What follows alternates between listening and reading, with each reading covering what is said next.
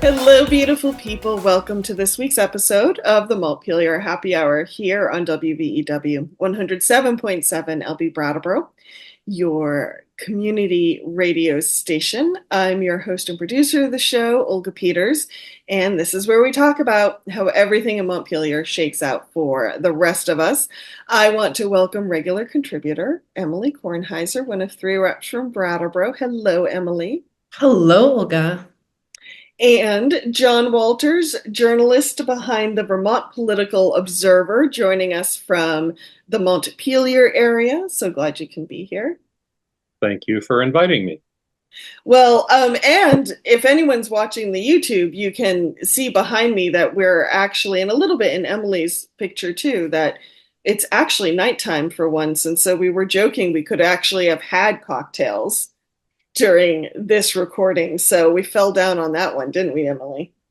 We did indeed. But someday we are going to have our Montpelier Happy Hour, all of the guests that have ever been, fantastic cocktail party, and it'll all be worth it. Yes, it will. Yes, it will. Well, and we've designed a few cocktails too, so we have to have a tasting, like a cocktail tasting at some point too. Mhm.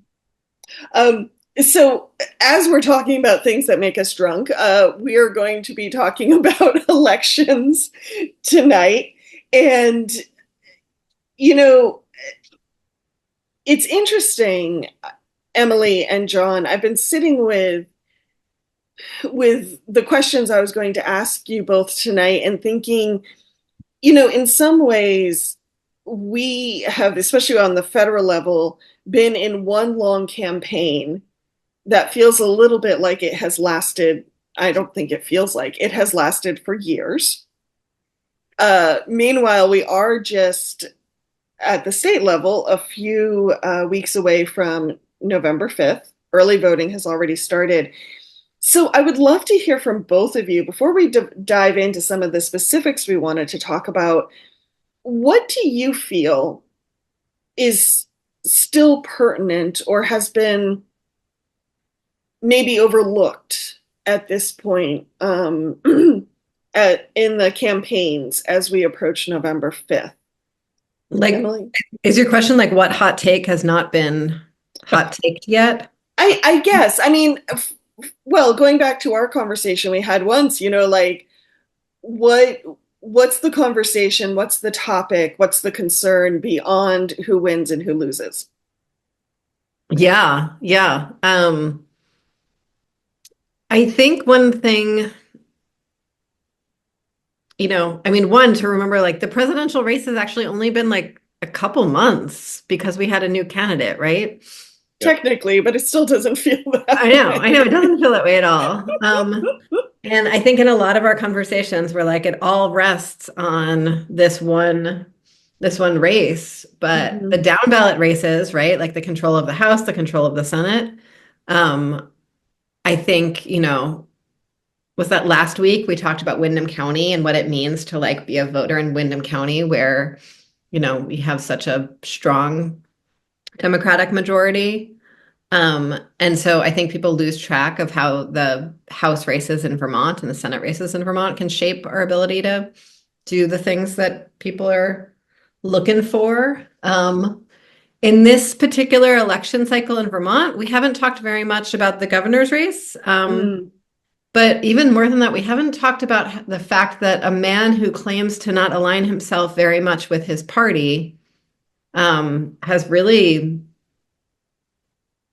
gone quite far out of his way to both like sow general discontent with the state of affairs amongst voters and like go in really hard and deep for some fairly like hard right candidates.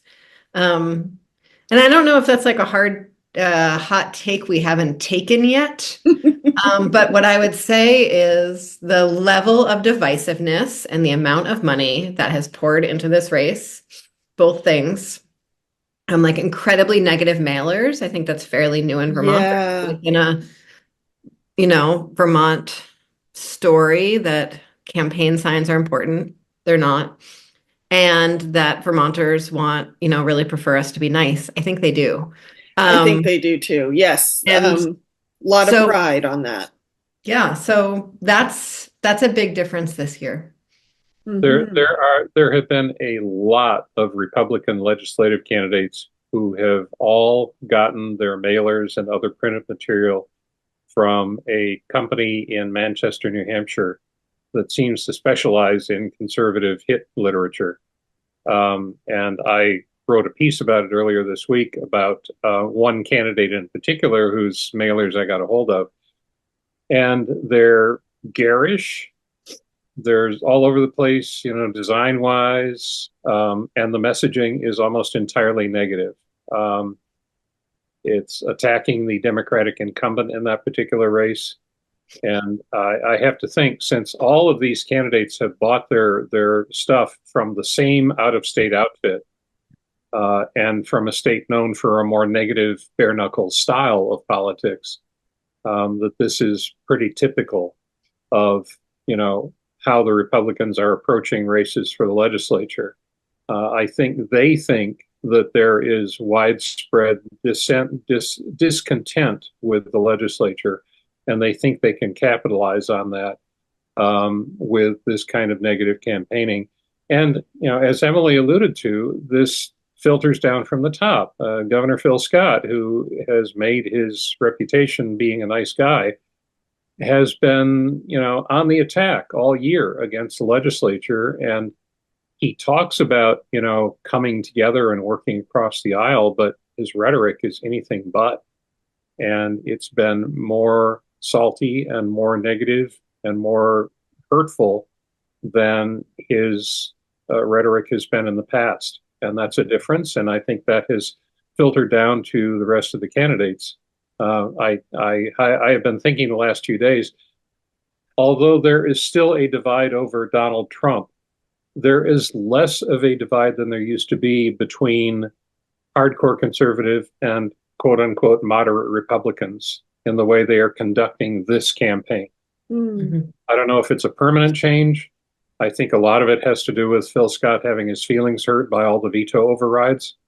But there is a more negative tone, and I remain unconvinced that it's going to pay off in big victories for the Republicans in November. John, when you say you're seeing less of a divide between hardcore conservative Republicans and those who might consider themselves more moderate, along with the negative tone, are there other places where you're seeing less of a divide, whether it be on policy or whether it be on talking points like?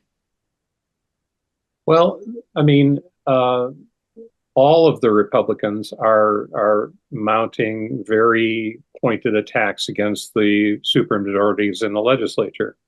Um, I think to some extent also there has been a kind of a recognition or a surrender on the part of moderate Republicans.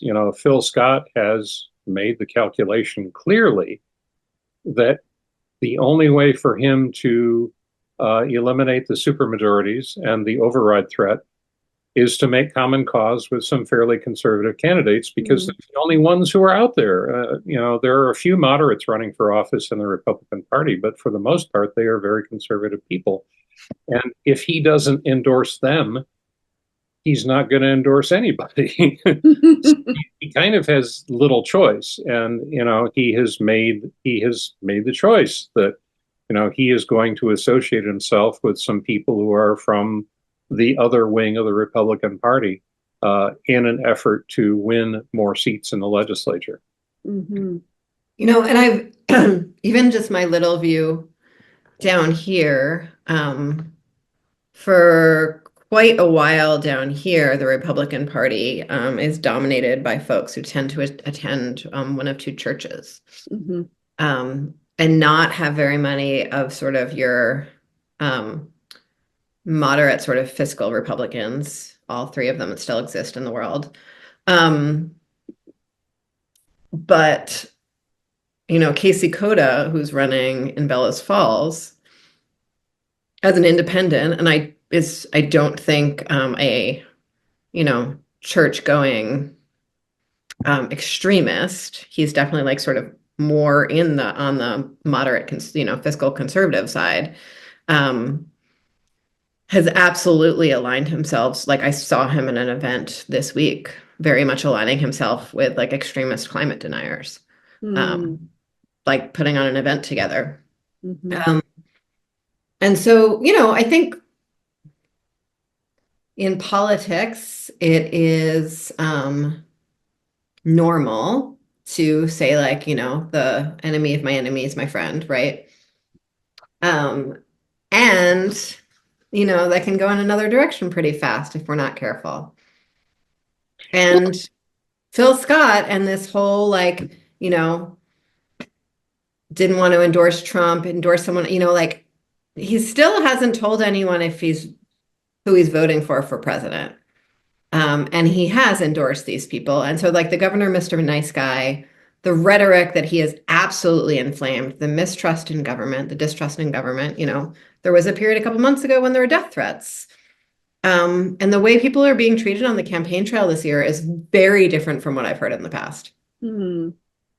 Well, I think this is something I know I've been keeping my ear to the ground, and I suspect we will talk about again in the future is, there's been a real shifting, I think, in both parties, especially since Trump came on the scene, of some things pushing further to the right, some people no longer feeling at home in their current party, other things shifting further to the left. And, I think it's changed the landscape for a lot of people, I think, as far as like where are the new lines of conservative, progressive, moderate, you know, where those lines begin and end, I think has changed a lot for a lot of people. Um, can we talk a little bit, John, about the Senate races, particularly? Actually, you know what? I'm going to change that. I want to back up. And I want to talk about, because I think it will highlight the when we get to the Senate conversation, about some of what you're seeing on the landscape as far as donations go. We were talking beforehand, and Emily, will you remind us basically if people want to donate to a state Senate candidate or a House candidate, what are some of the caps and rules around that? Yeah, so coordinated donations, meaning donations directly to a candidate rather than a donation towards a candidate getting elected, which is different. Hmm. Donations directly to a candidate from a single source or a PAC um, is $1,120 for a local candidate. That would be like a select board or something. Okay. $1,120 for a state representative. $1,680 for state senate or high bailiff. Hmm. Interesting. Um, so funny that high bailiff is in that same category. I guess it's the geographic area. 1630 to a county office candidate. That would be probate judge or an assistant judge kind of thing, Hmm. or sheriff. Contribution limits to statewide candidates is 4,480, and that's the same limit to political action committees. Okay. Limit to a political party is from a single source is $11,180. And for a lot of those sort of earlier positions I talked about, local candidates, state representatives, senators, there is an unlimited contribution from a political party to them. So, in other words, the Democratic Party can give unlimited amounts to a Democratic candidate. Mhm. Okay. Except for a statewide candidate. Ah, okay. And you can also make expenditures, independent political action committees. That's the next. So independent political action committees are have sort of their own set of rules if they're doing work separate to get someone elected, but not actually giving it directly to them, uncoordinated activities. So that would be a mailing, ads. There's all kinds of uncoordinated political activities you can do. And the spending on that this year, I think, is also quite high. One little thing I just want to make sure I mention, John, you have written a bunch about how hard it is to track all of this as a journalist. And I have also found it hard to even just track it for like a single candidate, or for a single donor. And the Secretary of State's office is in like beta testing of a new platform that they are going to launch after the election that I think you'll be really excited about because I got to beta test it. It was so much fun.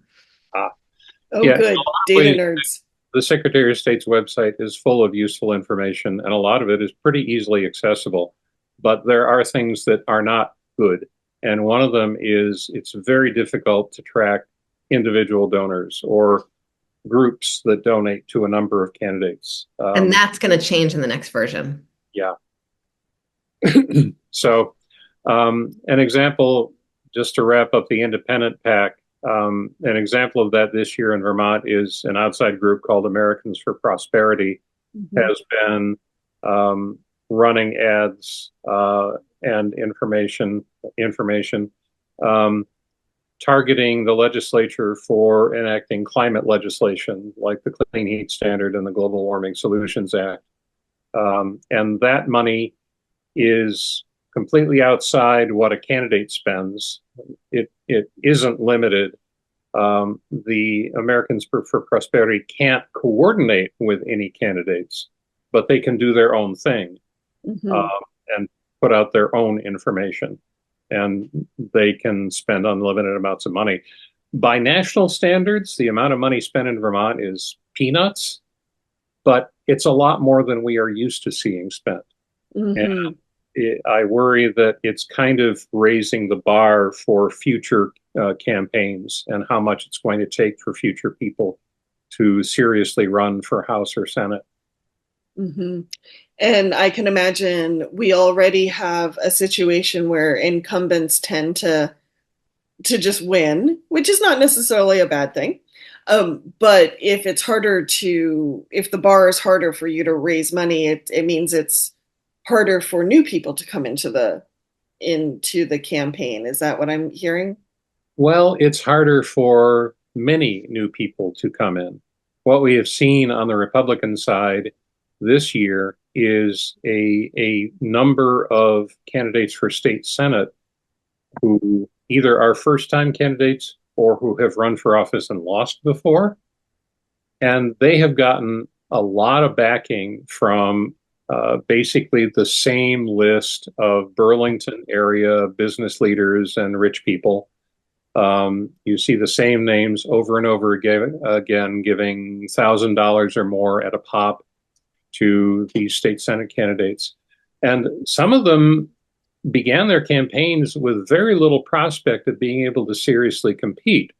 There's a guy named Stephen Heffernan in Addison County, and Addison is a solid blue county with two very established Democratic incumbent senators.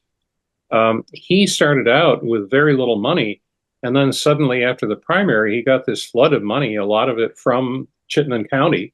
Hmm. And he has enough money to seriously compete. I doubt that he's going to be able to win. But for those candidates in these races, their lack of previous experience and their lack of name recognition has not been a barrier to them to raise money. In fact, they've kind of been getting more money than they expected. And in many cases, they haven't really made the best use of the money that they've gotten. But it's a very uneven playing field. And Hmm. if this trend continues, it is tilting more toward the Republican side in terms of the amount of money that's available. Interesting. So, Emily, in your case, you had a very spirited primary campaign against another person who was running as a Democrat but had the backing of business interests. And it forced you to be much more active, both in terms of personal campaigning and in terms of fundraising, in order to compete with that than you normally would have to. And that's a big change in our politics. And if it's a one shot, then that's really no big deal. But if it is a new level, then I think that is, a cause for concern. I mean, if it's a new level of fundraising, it's a cause for concern and would like necessitate sort of a shift in rhythms and a shift in how the donor class organizes themselves in Vermont. If it's a shift even in energies, you know, if every other summer I have 3 months that I both can't make a living and can't further my policy work, Yeah. that's makes it even harder to serve. And like at the same time, my voters deserve a full-throated debate and conversation to have me talk to every single one of them. But it is definitely a shift because there is a lot of legislative work that happens during the off session as well. Mhm. So for you, John, you've mentioned because you have followed the money in politics for several cycles now, and this changing goalpost. Um, you mentioned it could be favoring the Republicans. Are there other causes or seats or anything else you're seeing the money kind of circle around? Well, the only statewide race that seems to be at all potentially competitive is the race for lieutenant governor. Hmm. Incumbent David Zuckerman against John Rogers, who's a former Democratic state senator who's now the Republican candidate for lieutenant governor. He has gotten a tremendous amount of money. He started out with like nothing. He entered the race very late. As of July 1st, he had not raised or spent any money. And then suddenly he was getting all these four-figure checks from all these mostly people from Chittenden County, Hmm. mostly business leaders, real estate leaders, developers, fuel. Which, like, if you know this guy, like, it makes no sense. Yeah, I mean, if you look at his donor list, he has gotten, I think it's about three-quarters of his money has come in donations of $1,000 or more. He's gotten, he presents himself, and he really is, a rural person, a working person who kind of embodies, in a way, what rural Vermont is all about. And yet his campaign would not exist as a serious threat to David Zuckerman without this flood of money from Chittenden County. Hmm. It's completely at odds with who he is and who he presents himself as. So do you think that that money is actually, for lack of a better phrase, money given against Zuckerman as it is as much as it is for um, John? Yeah, I think so. I mean, clearly these business leaders, I have dubbed them the barons of Burlington. Um, these business leaders are really trying to shift the balance of power in the state Senate. Mm-hmm. I think they have made a calculation that the House is beyond reach in terms of defeating the supermajority. But if they can if the Republicans can get a net gain of 4 Senate seats, which is a heavy lift, but not entirely out of the question, then Mm-hmm. then the supermajority in the Senate would be gone. The Democrats would still have a substantial majority, but they would no longer be able to count on getting 20 or more votes to override a veto. And so all this, Which is sort of interesting given that the Senate supermajority really quite predates the House supermajority. yeah, but this year there are some crucial vacancies in the Yes. state Senate. Yeah, There are that would be a great segue into what's happening at the Senate level. Yeah. Particularly, there are 3 vacancies where very long time moderate Democrats who were very solidly entrenched in their potentially swing districts. Jane Kitchell and Bobby Starr in the Kingdom, and Dick Mazza of Grand Isle and Colchester. They have been in office for so long that honestly, we have no idea how people are going to vote in those districts in an open election. Hmm. Uh, and so this is a chance for the Republicans to pick up 1 or 2 or possibly 3 seats. And even if they don't defeat the supermajority, every seat they win makes it that much harder for the Democrats to override a veto. And putting John Rogers in as the presiding officer of the Senate doesn't really make a difference in terms of potential override votes, but it does put him in a very central position in the Senate hierarchy. He is one of three. He would be one of three people deciding who sits on what committees and who chairs the committees. So it's not a completely inconsequential position, but it's all. I think it's all part. They're mostly inconsequential position. Mostly, but it's part of their effort targeting the Senate, I think, and to some extent, as Olga's question first put it, targeting David Zuckerman in particular, who's kind of, the bête noire of the Republicans. So, and some other people too, but that's probably a story for another day. The point is that these candidates there are like, I think, 5 or 6, maybe 7 candidates who have gotten a lot of money from these, Burlington area business leaders. And it has made them at least competitive in these races. It arguably may have put 2 of them in the favorite position to win seats that are now held by Democrats. Can you tell me a little bit about how they're spending their money, John? Because that's something I've not had the pleasure. Well, they send mostly $1,000 checks, sometimes bigger, sometimes a little bit smaller. But the vast majority of our $1,000 checks, often you'll see a whole bunch of them received by a candidate on the same day. One Senate candidate got a huge amount of money that basically jump-started his campaign on July 5th.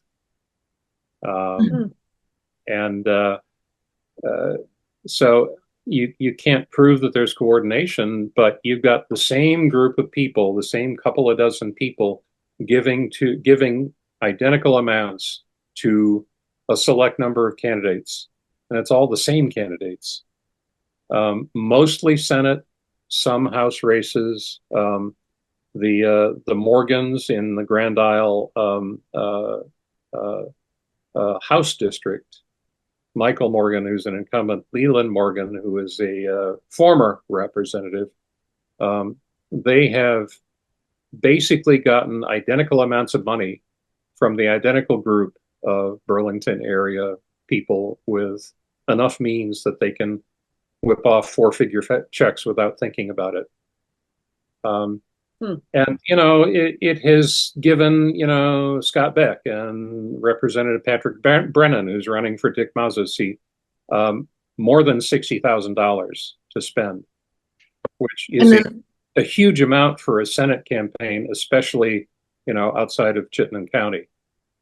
It's just an extraordinary amount of money by Vermont standards. And so how are those candidates spending the money once they have it? That's what, yeah.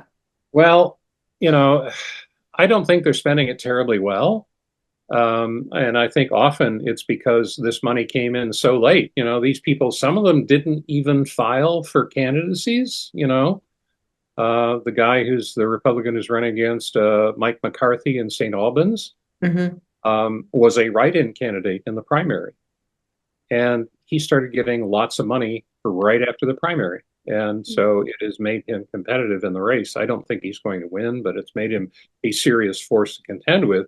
He has spent most of his money with that Manchester, New Hampshire company that, like, literally dozens of Republican legislative candidates have all bought their printed material from this same outfit. Some of the Senate candidates have done something even more unusual, which is they have spent a lot of money with what must be a very costly out-of-state consultancy named Battleground Strategies. It's based in Washington, D.C. It's by a guy named Jim Barnett, who cut his teeth as kind of an attack dog under Jim Douglas when Douglas was governor. Barnett has gone on to be a fairly powerful player in the consultancy field in conservative circles. So you've got state Senate candidates like Larry Hart Sr., who's running in Orange County, is spending a lot, thousands of dollars with this DC-based consultancy. And I Mm-hmm. think it's because his campaign was such a sort of a last minute thing, and he didn't expect to get all this money, and now he's trying to spend it. Mm-hmm. And our political calendar doesn't give a lot of time for these candidates to spend the money. Our primaries in mid-August. Um, Early voting started in early October.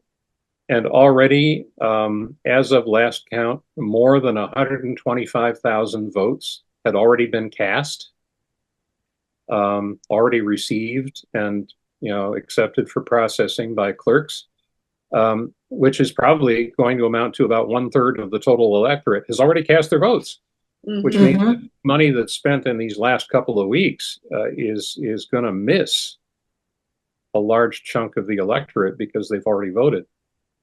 So these guys who have gotten all this money have faced I guess it's the pleasant first world problem of having more money than they really know what to do with.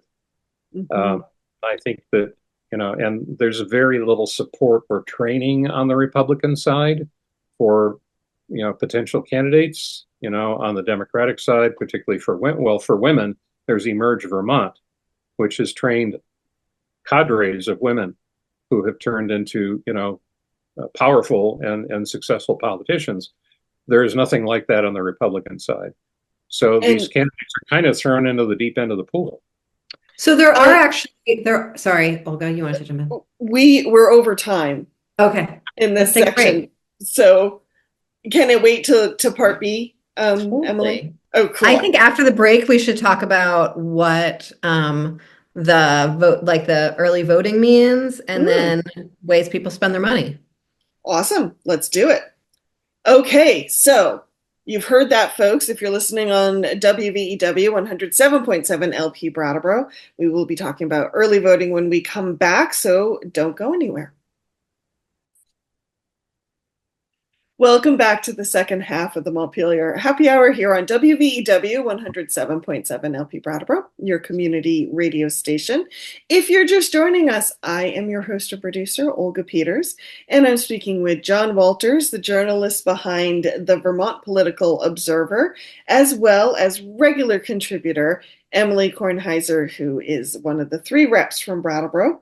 So glad you can both be here. We have been talking elections and election financing, and unfortunately, due to time, I had to cut Emily off. So we're going to be talking about early voting here in a moment, right after I say, hey, everybody, we want to thank BCTV for taking the video version of our show and sharing it with PEG stations around the state, and even a few other folks in New England who pick it up. Who knew?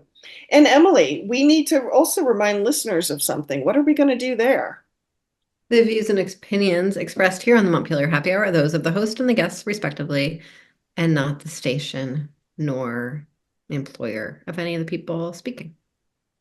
Why, thank you very much. You're welcome. So, early voting, John, you were saying right before the break that it's a good possibility that about 1/3 of the electorate has already cast its vote. I think I heard you say. Yeah. And then, Emily, you were going to ask a question when I cut you off. I don't actually remember exactly what I was going to say, but I have new thoughts, so that's Okay, okay. good. The 1/3 of the electorate having cast their vote is a lot, right? So, Mm-hmm. Peachum, for instance, 37% of folks have cast their vote. 36% in a bunch of other towns. I mean, it's really really high.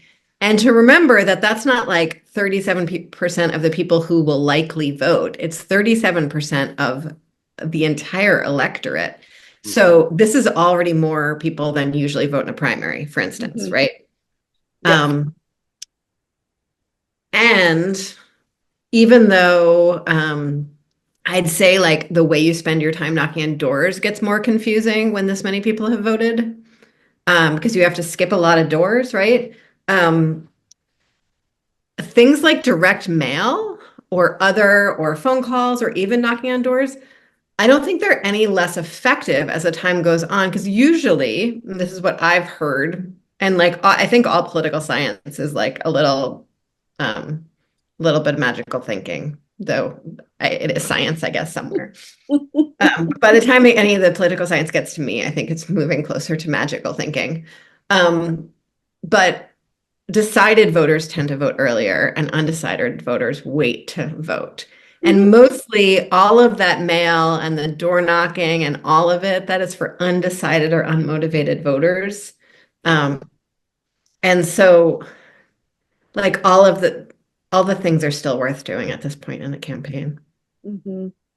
All And the as text messages. How yeah, many text messages have you both received So I should this not talk week? about this on the air too much, but I'm going to do it anyway.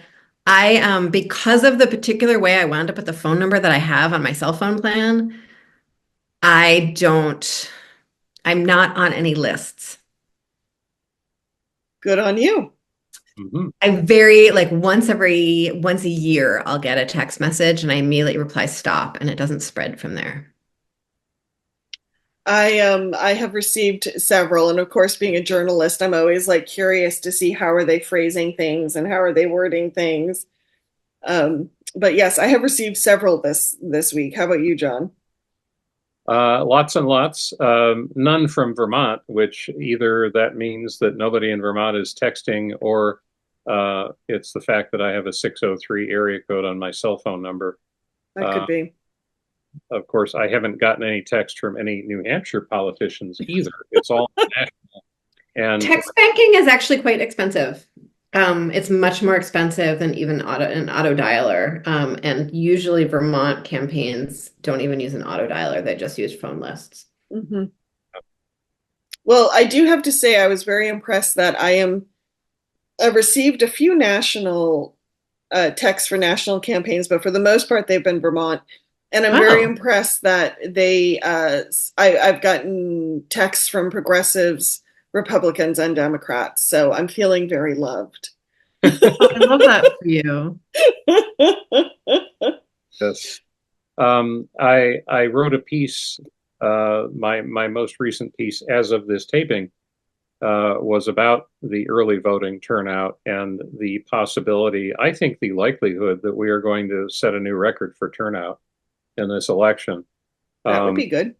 the old record was, let's see, the old record was set in 2020, which was the last Mhm. presidential election and in history, and the first presidential election where we had universally mailed votes, Mhm. ballots, because of the pandemic.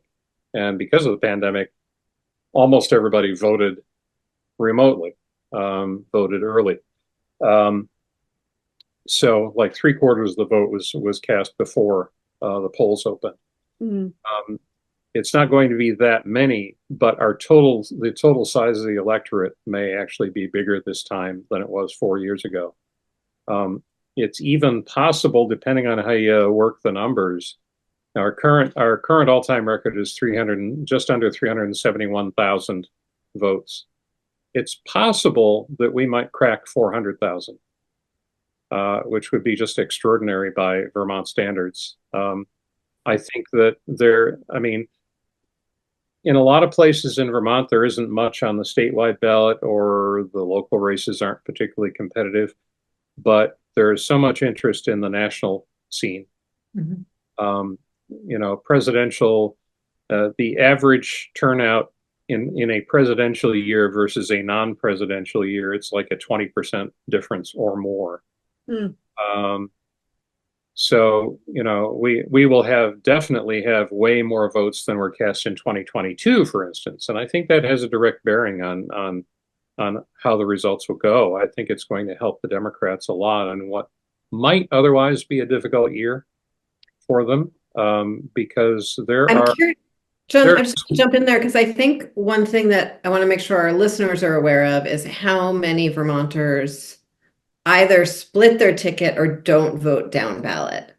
yeah, Um, and that might really shape a lot of what's coming next, right? So we know that the governor keeps on getting elected by Democrats, right?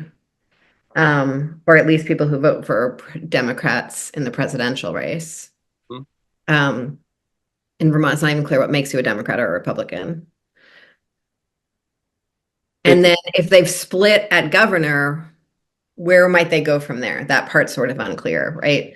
Well, Um, historically, they've tended to make an exception for the governor and vote for all the Democrats otherwise. Absolutely. Yeah. That's not a sure thing. And, you No. know, I lived most of my life in Michigan, where there has been forever and ever a straight ticket option on the ballot. You can check one box, or the old machine days, click one lever, and you have voted for the entire party ticket of whichever party you favor. Hmm. Wow. And Wow. if if the Democratic supermajorities were interested in trying to cement their advantages in the future, they might consider making that change to our election law. But I can't imagine that ever happening. No, I aren't we doing thing or are we working on anything around ranked choice voting? We are. It's gonna Hillary Francis is the town clerk in Brattleboro is like on the advisory committee for that or something like Okay. that. And it's gonna be a slow road because of how confusing it is, basically. And they Hmm. really want to be careful about not it's messing easy to things get it up. wrong, and you have to roll it out carefully and sort of educate voters on what's going on. Mhm. Right. Yeah, well that's probably one reason we won't see the whole like press one button and vote for one Yeah. party anytime soon. One of many reasons. I mean, one of the funny things though about ranked choice voting in Vermont is that like most of our races don't really have more than two candidates. Hmm. It would be interesting to know to see if we do get ranked choice voting, if the Progressive Party steps back from its current strategy of running most of its candidates or all of its Mhm. candidates in Democratic primaries. Mhm. Um, if they saw ranked choice as an opportunity to establish more of their own identity and run their candidates purely as progressives. I do not know. I have no idea if that might happen, but that is one potential outcome of ranked choice if we do implement it at some point. Mhm.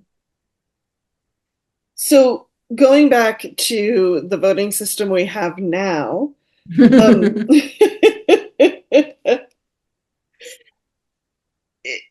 we were talking before the break about money and where it's coming from. And for a lot of folks on the Republican side, John, you were saying there's a kind of a cluster of business folks in Chittenden County that are giving to a lot of Republican candidates.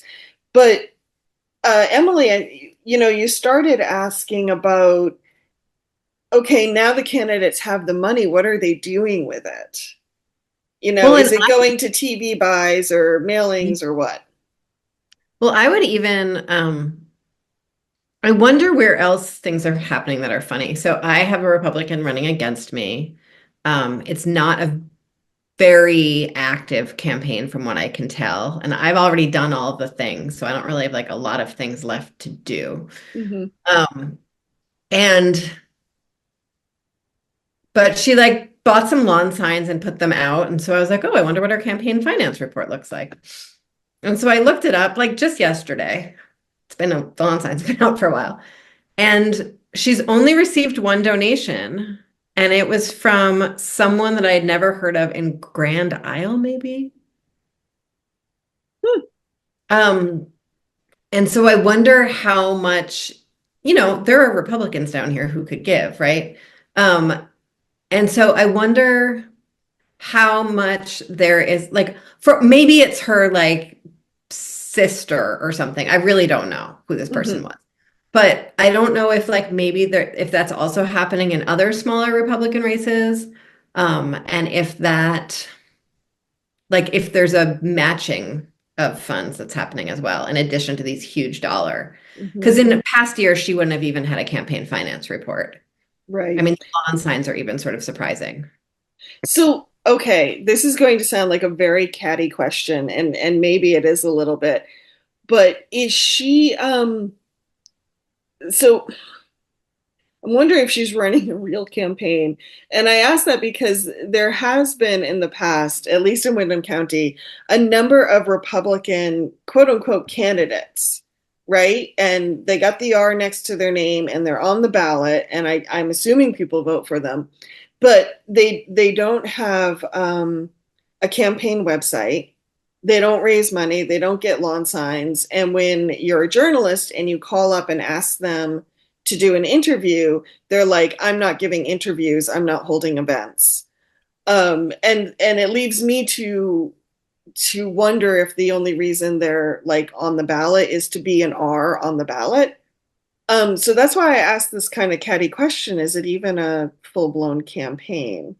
Well, so here's the interesting thing, and I don't know, I don't want to make it about like this very nice woman who's running against me. I actually don't know if she's nice. I don't really know her because she won't really have a long conversation with me. But what I do know is that, and I'm just curious if this is happening other places. In past years, yes, that's exactly what happened, Olga.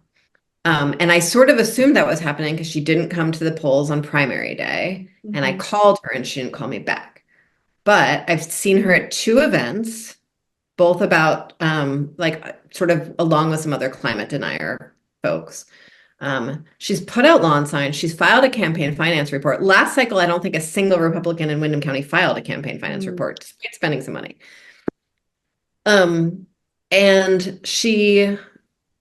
but she didn't send a response to the Brattleboro Reformer, which is not like a left-wing rag, let me tell you. And she did not send a response to them, which was like we all got the same questionnaire, and then they published the responses to our questionnaire. She's not interested in doing a forum with me. Um, and so I think it's sort of like a halfway kind of thing, much more than Okay. usual. And I know that my understanding is that some Republican candidates are actually purposefully keeping a low profile so that voters won't hear their extremist views, which is like a pretty good strategy. Yeah. Yep. Yep. I have opinions, but there you go. There, John, what are you thinking?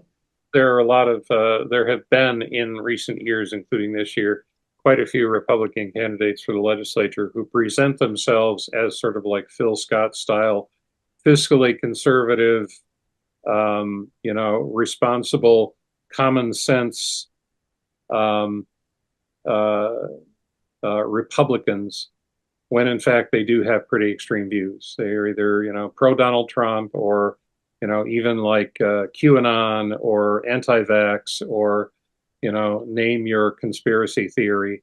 And they try to hide it under this veneer of mainline republicanism. Hmm. The problem is most of them have made public statements elsewhere, either in online videos or online forums or social media. And more often than not, if you take the time to look, you can find evidence of their extremism that yes, they do not talk about when they're campaigning. And my specific opponent has like no digital footprint whatsoever. So there's no website like you mentioned, Olga, but there's also like no extremist blog on the side that I can find at least. Um, and so that's an interesting balance point. But then so like it's more what my point was in bringing this all up. I don't mean to get into the weeds of it, is that even in a place where normally no money would be spent, money is being spent. Hmm. And I was not I took down my lawn signs after the primary. I was not planning on putting them back out because I hate them. With much love to anyone who's listening to this and has been so kind as to host one at the end of their driveway. Thank you. Um, really appreciate you doing that. Um, and so like now I've had to, now I put the lawn signs back out again because Hmm. so where else are people? So lawn signs, everyone loves a lawn sign. That's one place that people are spending money. You said sort of these negative mailers from this one firm in New Hampshire. Um, You were also talking about the consultant out of DC. Yeah. What does the consultant do? Do we know?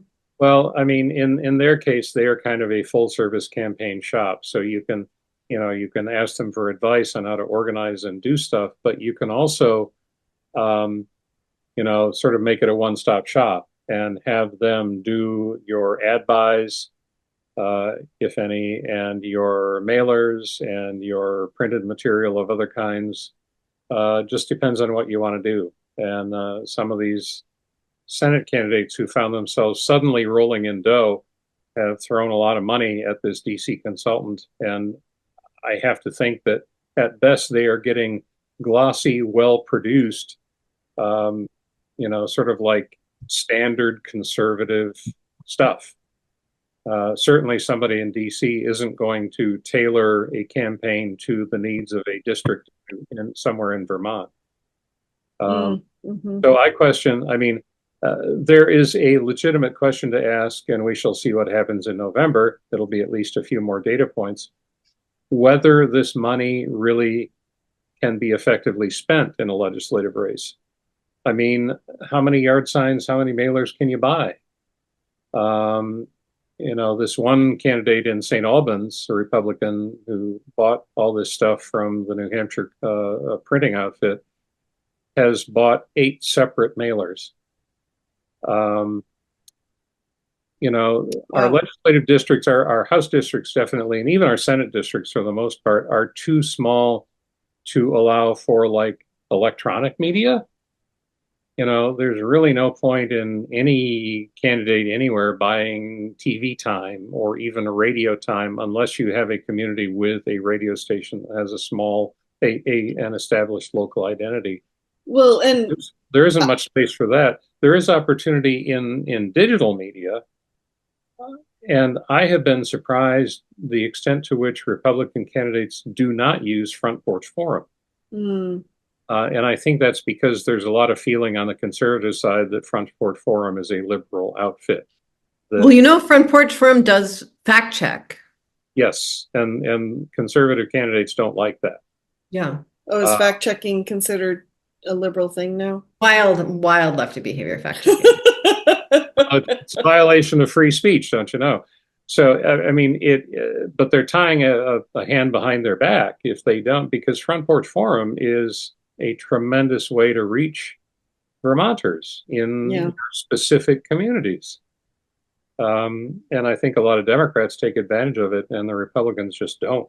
I don't know which digital media they're buying their ads on, if it's Facebook or what, but it's almost completely not Front Porch Forum.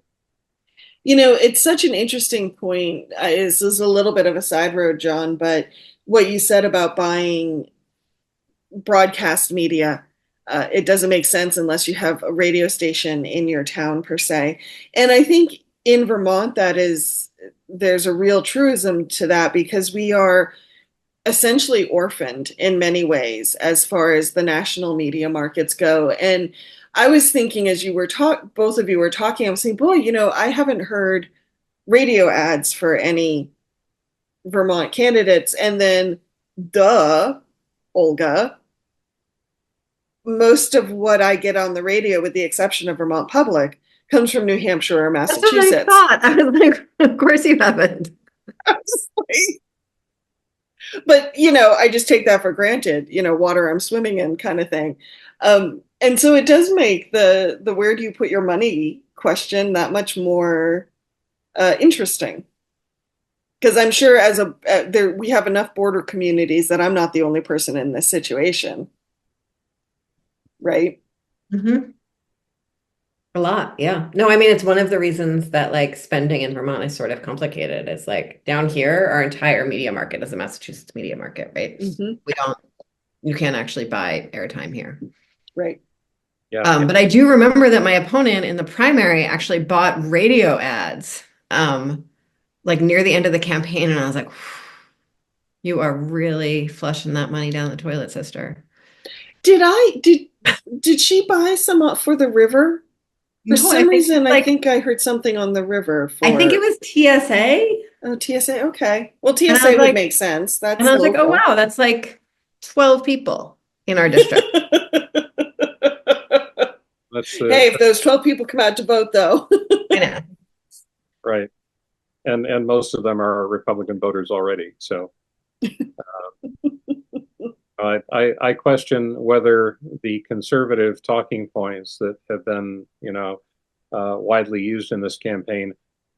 I mean, the Republicans need to change the minds of quite a few Democratic voters if they're going to win. Voters who have supported Democrats in the past. And I don't know that their campaign material, most of their campaign material and their messaging is really going to reach beyond their base. Hmm. So Mhm. we shall see. We shall see. We shall see. But I will, I was talking to a reporter who was looking for an angle because they had to do an election, like they had to do another election story, right? And they were like, we were talking about education stuff, and they were like, that like, education taxes are the deciding issue in this election cycle. And I was like, or not, like I won my reelection bid. Like if it's the deciding issue, like, and it's not November yet, we'll see. But like, Mhm. I feel like if it was the deciding issue, we would have already seen it decided. Well, I'm glad you said that, Emily, because that's one topic that I really expected to hear a lot about in this election cycle after the primary was taxes and education spending. And I haven't heard, I mean, it's come up, and I've heard a number of people on an individual level say they're fed up with taxes, but I don't know. It didn't make the splash I expected And as one of far as the, talking points. yeah, the bigger talking point is actually the Affordable Heat Act, which is fascinating because it's not actually law. That's We right. It doesn't kick basically in and commissioned a study. right. Study said this thing's going to be really expensive. It's very possible that nothing will happen because the study said it's so expensive. And that's like what most of the mailers are about. It's a tax that doesn't exist. Oh, interesting. I thought parts of the clean heat standard were supposed to kick in 2025. If we approve them. Gotcha. Thank you. And I think there is concern, in some cases dissatisfaction with property taxes. Some communities have seen substantial increases, but there is also a very strong well of support for public schools in Vermont. Mm-hmm. I mean, around my neck of the woods, there are a couple of small schools that might be in line for closure as part of sort of a district consolidation. And the people in those communities want their schools to stay open really Mhm. desperately. There are a lot of people who really appreciate and love their public schools. And they may not like the tax bills, but they do like their schools. So I think at most there's a lot of mixed feelings about the whole issue. I think Mm-hmm. people want to see some sort of a solution, but they don't want it to hurt the schools. Yeah. I will Well, I will agree with that because I have lots and lots of emails that say, please lower my property taxes. Please don't close my school in the same. yes. I have covered many a municipal budget session where people say we want lower taxes, but don't you touch our services. Mhm. Yeah. Um, we are just about out of time. Is there any last thoughts either of you want to leave listeners with? Oh, people should vote. If you're not in that 33% or 32%, vote. I did not get my ballot in my mailbox. There was a little anomaly with the post office, but I wrote an email to my town clerk, and she said, we can get a new one sent to you, or you can just come on in. And I said, I'm going to come on in. Mhm. Yep, yep. I'll be helping my mom. Uh, she's in hospital right now, recovering from a fractured femur, poor thing. So, yes, I will be helping her vote next week as well. Nice. John, what do you want to leave listeners with? Well, Emily's message is an important one if people have not voted. they should vote. And they should vote for whatever candidates they agree with, no matter who they are. I write a lot of stuff about conservative candidates, and particularly those who conceal their extreme views. But everybody has the right to run for election. I wish they would be honest about who they were, but I certainly encourage anyone and actually admire anyone who runs for public office. It's a big commitment. It's a lot of work. It puts you in the line of fire in a way that's uncomfortable for most people. But it's important that people take part, whether it's running for office, holding office, or just voting. And can I make one more announcement? I'm so sorry. After I say this, with the election coming close, folks, if you are planning to mail in your ballot, make sure there's enough time for it to actually arrive by November 5th. If you have any concerns, or if you feel you're going to have to wait a little bit longer, you might want to drop it off at your town clerks directly or bring it to the polls on November 5th. So, Emily, last words. The Windham County Democrats are having an election night party at the Stone Church starting at 7 p.m. with special guest Becca Ballant. If you would like to attend, it is free of charge, but we ask you to please register in advance. And you can do that. You can find the links on my social media. It's probably the easiest place, but you can also look at the Vermont Democratic Party events page, and it's there as well. There's going to be live music, minimum of speeches, I promise, and it's a good night to be in solidarity with folks. Fantastic. Well, thank you. On that note, we are going to head out here on the Montpelier Happy Hour. But before we do, hey, John, remind people where they can read your work. It's the Vermont Political Observer. It is a blog, and it is commentary, analysis, and opinion, and sometimes snark. And it is at I would put the snark first, John, just saying. And it is at thevpo.org. And if you search for the VPO, you will find me and the Vienna Philharmonic Orchestra. Why, thank you. And Emily, remind us where people can find you. Folks can go to emilykornheiser.org and you will find links to all of the ways to get in touch. Fantastic. And as well as WVEW 107.7 LP Brattleboro and BCTV, you can also find the Montpelier Happy Hour wherever you subscribe to your podcasts. So take care, everyone, and have a good weekend.